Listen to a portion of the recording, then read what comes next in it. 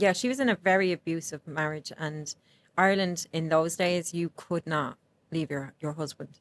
It was not the done thing. You were shunned upon. You were like the black sheep of the family. You just couldn't. You had to stick it out. This is gonna hurt. It's time for the Suffering Podcast. A good heart and a solid soul is a rare thing. In an increasingly narcissistic and self-centered society where everybody is looking out for number one, there are a group of people committed and dedicated to the service of others.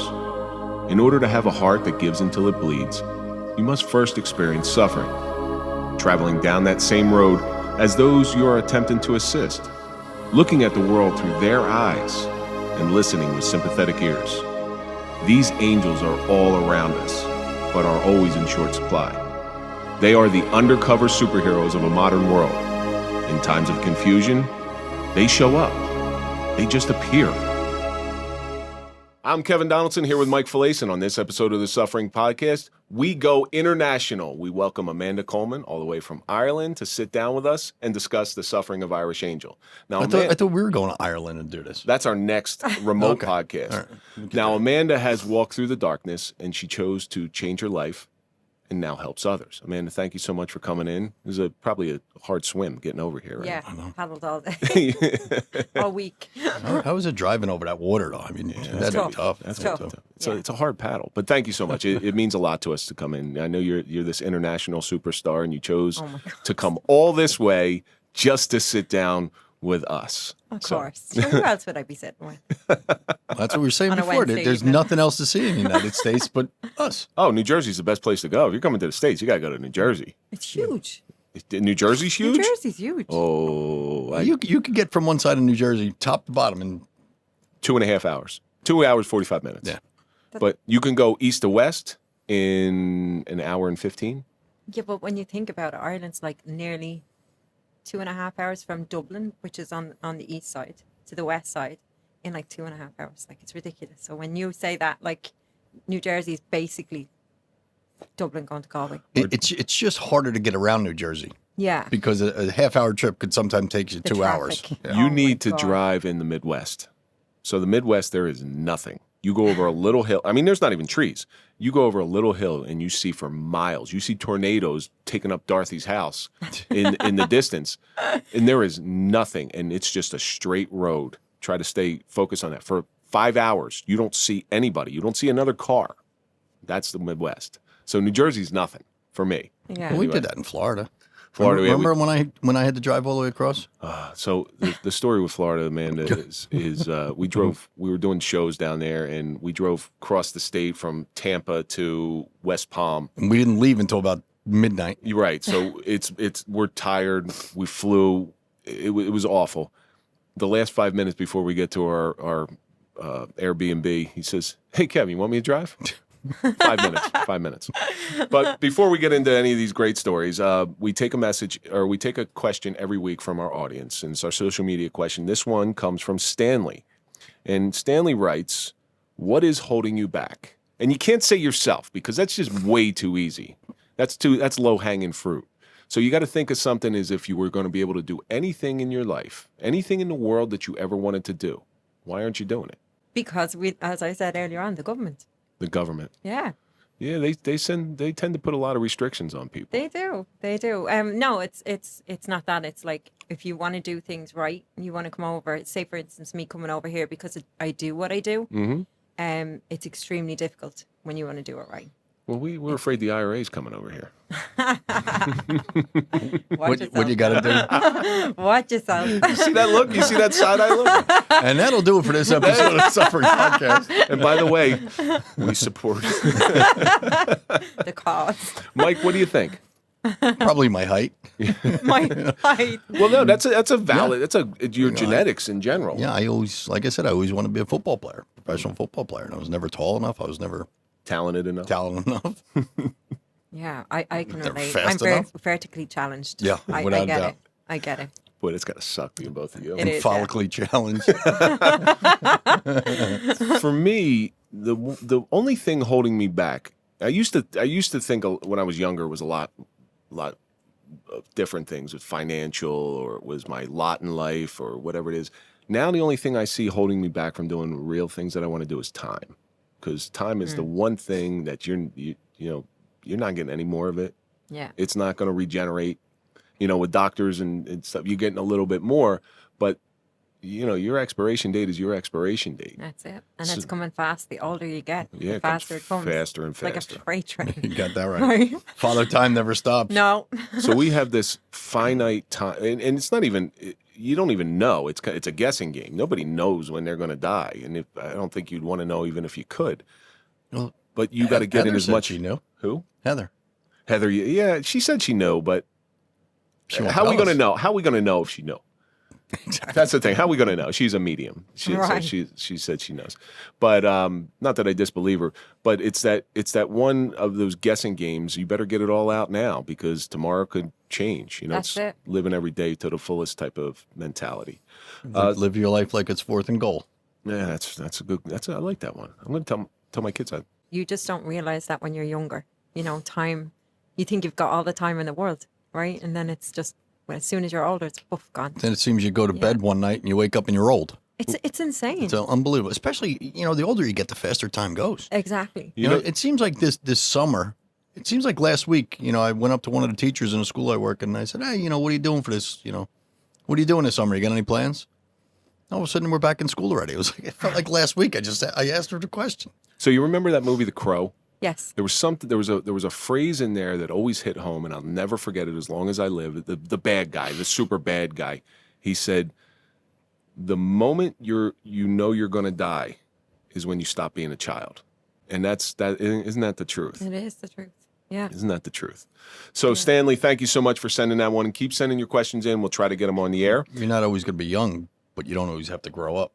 I haven't grown up at all. Before we go any further, let's give a shout out to our sponsors.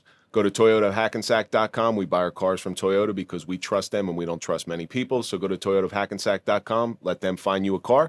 And while you're driving home in your brand new Toyota, check out Frontline Cigars. Go to FrontlineCigars.com. Put in the code TSP for a 15% discount. And please support our sponsors. They help us put on this show. They help us bring people to the table like Amanda, to give us a little window into who they are, what they went through, and some of the perspective they're going to give us. So, Amanda, I'm going to ask you one of the most difficult questions that you're going to be asked on this show, and that's tell our audience about yourself. As you know, I'm from Ireland. I have Couldn't tell. never. The accent, right? I thought you were from Right? South Jersey. Yeah. Well, maybe some parts of New York. Right? Maybe you could change that into a Boston accent. I could. You could change that. I think I could. You just gotta hold your O's a little bit. The more I'm around, because some of my team is from Boston, the more I'm around them, the more I'm talking like Bunch of co-ops. co-ops. Co-ops. The car. Tom Brady. All you got to do is get Mark Wahlberg from Ted, and you got it down. I love it. It's an Irish city, Yeah. so It is. it makes perfect sense but sometimes it's a little difficult to listen to. It's a little tough. think? It's a little tough for me to listen to, Especially when you're a Yankee fan. especially when you're listening to Kevin Kearns all day. Who, our former guest Kevin Kearns picked you up from the airport, so we want to give a shout out to him. Go to Burns with Kearns, and we thank him for bringing you to us. And his book that we have displayed. Absolutely, always pick last. That's why we got it in the back, because it was pick last. We're becoming quite the collectors of authors. We've got Charlie Cifarelli, which, if you're an animal lover, you got to check out 14th and 2nd. So it's about Star the New York Pit Bull, and you got to look that one up. And he wrote his wonderful girlfriend, Jen, wrote I'm a Star, which is a children's book, because Star was shot in the eye. So although it looks different, you're really not different. That's what the theory behind that is. Miracles of Manhattan by Pastor Ron Lewis. And then all the way in the back is The Grid System by Professor Teresa Agustinelli. So we make sure everybody. Where's your book? Bring your book in? One day. One day. One day. Then that's when we'll have you back too. Or that's when we go to Ireland. Yeah. We go to Ireland and promote our book. Yeah, it's Deal. Yeah. Everybody says that to me. They're like, when we're coming to do this event in Ireland, I'm like, I know. well, maybe sooner than you think. So tell our audience a little bit about yourself. Yeah, so I'm Stop skirting the question. Yeah. Deflecting. no, I'm a mom of three. I have three kids, 2 girls, they're all grown up now, but they all live at home, of course. And a boy that's 14. So yeah, they keep me busy.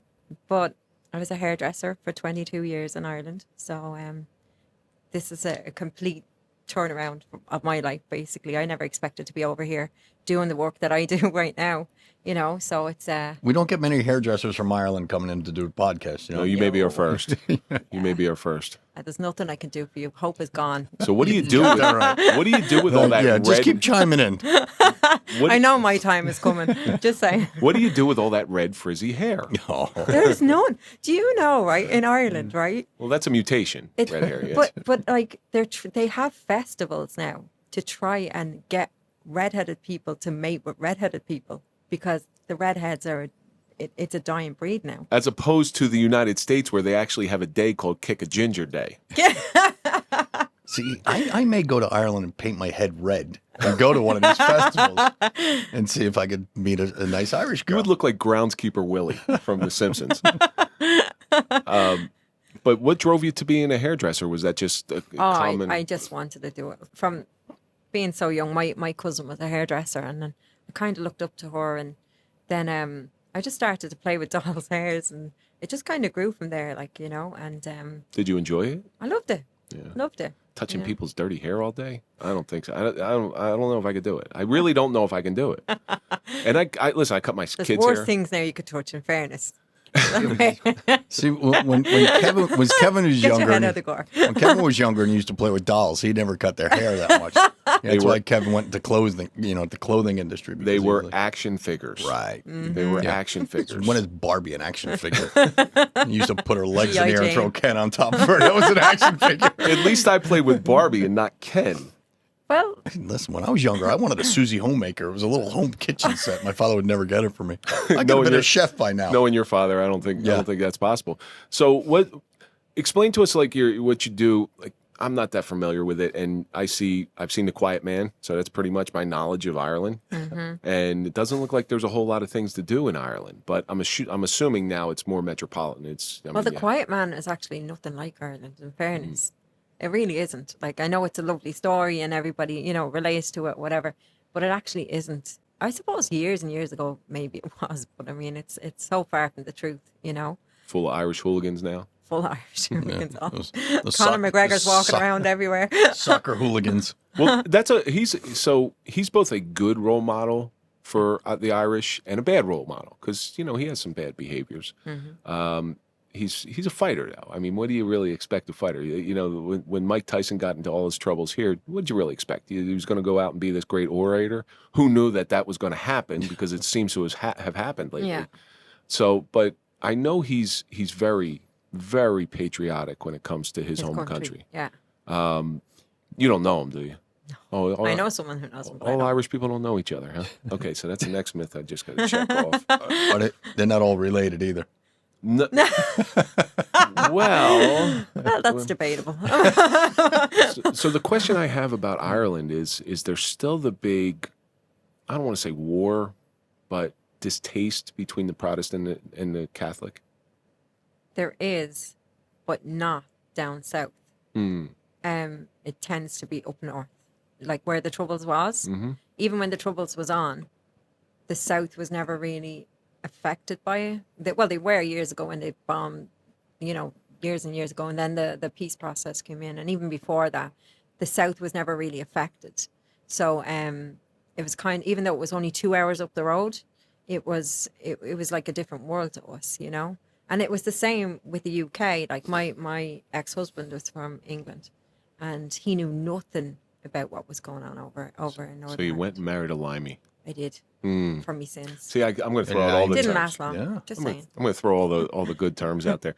But so the whole And reason, the derogatory terms all Absolutely. at once. Yeah, you're good. so the whole reason I am in America, the whole reason that my family is in America, is because my great grandmother was Catholic and my great grandfather was Protestant.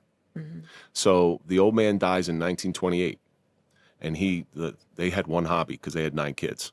So they have one hobby that were all born 2 years apart in November and December, and they had one oops that was born in March, 3 years apart. But when the old man died in 28, any kid that was, I think, 12 and under was converted to Catholicism. Anybody 13 and older stayed Protestant. So half my family is split Right. between Catholic and Protestant. It's a really weird dynamic.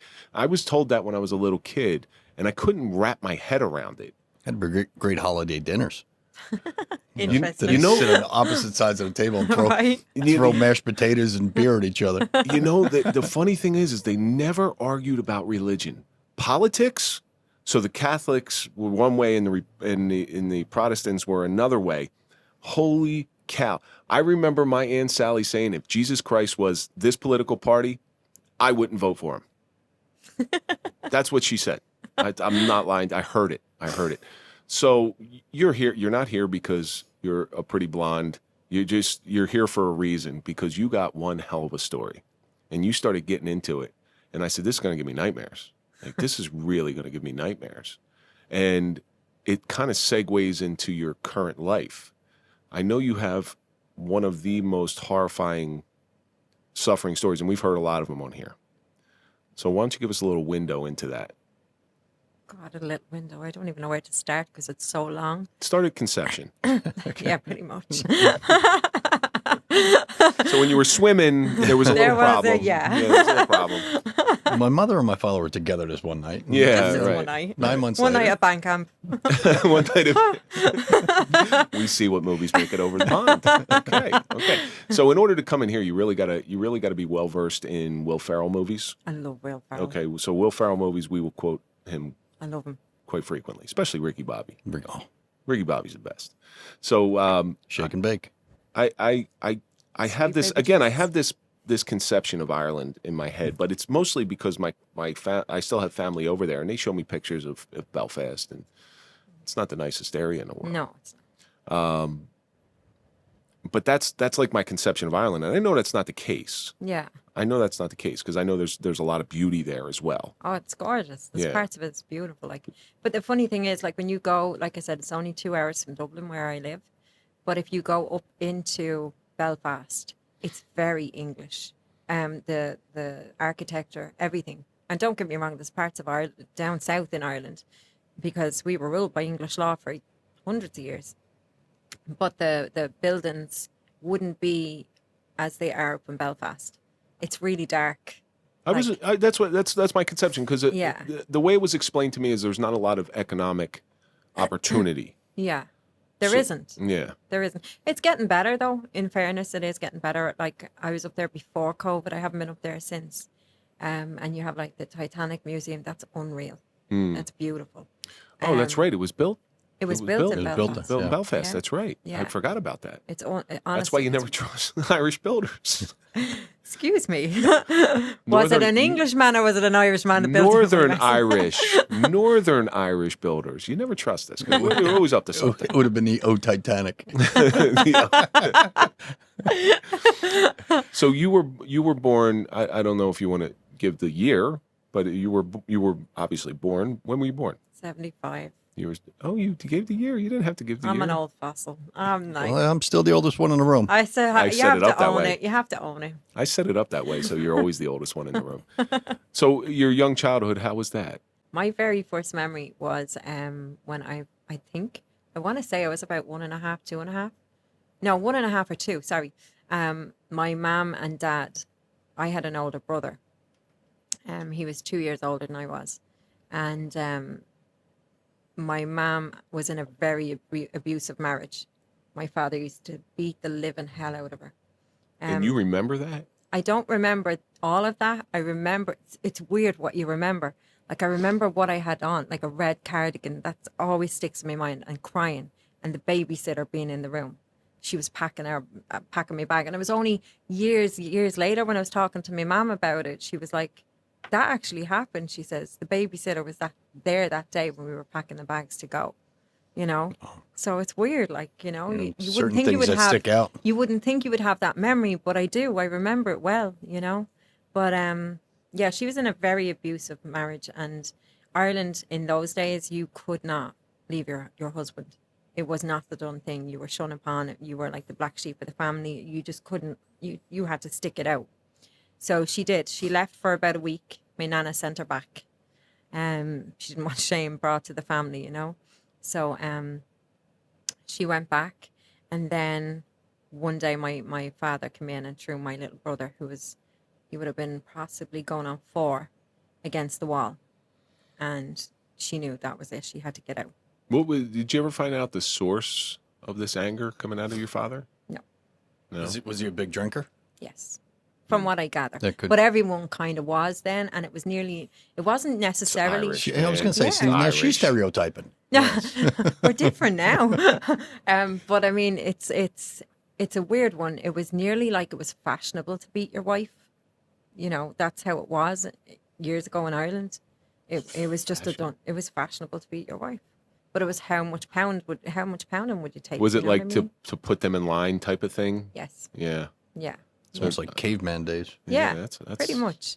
That's a little, and that's not that long. 1975 is not that long ago. You know, that's really not that long ago. Yeah. I mean, if you would have said, okay, 1800s, that was the thing. Yeah. Still not acceptable, but a little bit more understandable. Yeah. Yeah. But 75, I mean, you're coming into the modern era there. Yeah. Yeah. But it was, like I said, it didn't go on. Not everybody did it, but yeah, you would get it quite a lot. It wouldn't be an unfamiliar thing, you know. You'd hear your parents fighting, and you just go off into a corner and or go down to your friends. You wouldn't, you know, it would just happen. It was a regular thing. Like that's how it is. And it wasn't just for me. It was like friends was the same too. So did you rally around that? Did you ever talk about it with your friends? Like, Not really, My we mother and father didn't. were into it last night. we would talk about it, but it would be, you'd kind of brush over it. We tend not to delve into it because I guess it's like everything else. It's a defense mechanism. You know what I mean? You just didn't talk about It's it. almost got to be embarrassing for you also, no? No, but it was kind of because it was what it was. Everyone was the same. The circles that we all moved in, nearly all of the fathers were the same. So it was weird how it was, you know. And what was the profession? What did your father do for a living? Painter and decorator. He was a painter and decorator. And was that common? Like, what was the common trades around there? Was there factory work or was Factory work. Yeah. factory work? Yeah. Yeah. Which will drive you insane. You know, Yes. not to defend your father. I don't want to do that. But Yeah. that stuff will drive you insane. Doing Yeah. the same thing over and over every day. Yeah. I can't imagine it. Yeah. So how long did it go on for?